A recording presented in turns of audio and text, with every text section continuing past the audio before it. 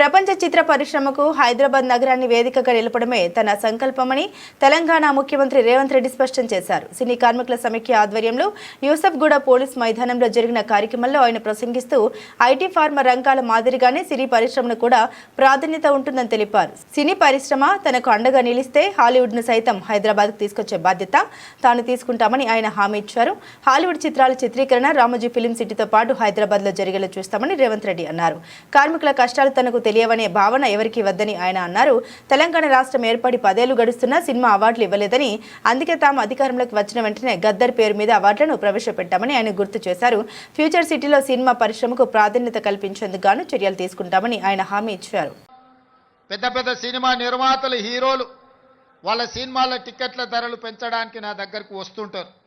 నేను నిర్మాతలకు చెప్పిన, మరి పెంచిన దాంట్లో కొంతైనా కార్మికులకు వాటా ఉండాలి కదా అని.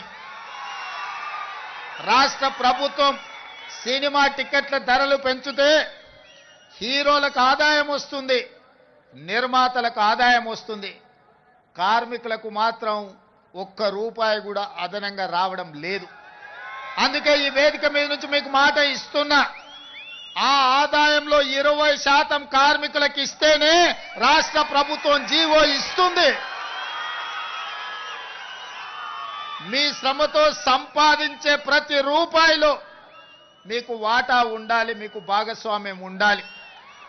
ఈ వేదిక మీద నుంచి మా అధికారులకు నేను ఆదేశాలు ఇస్తున్నా, రేపటి భవిష్యత్తులో ఎంత పెద్ద నిర్మాత అయినా, ఎంత ఇన్ఫ్లుయెన్షియల్ పర్సన్ అయినా రాష్ట్ర ప్రభుత్వం అదనంగా టికెట్ల ధరలు పెంచితే వచ్చే ఆదాయంలో 20% నా కార్మిక సోదరుల కుటుంబాలకు వెల్ఫేర్ ఫండ్ కింద వాళ్ళకు ఆ నగదు బదిలీ జరిగితేనే ఆ ఒప్పందం ప్రకారమే మా రాష్ట్ర ప్రభుత్వం జీవో ఇస్తుంది.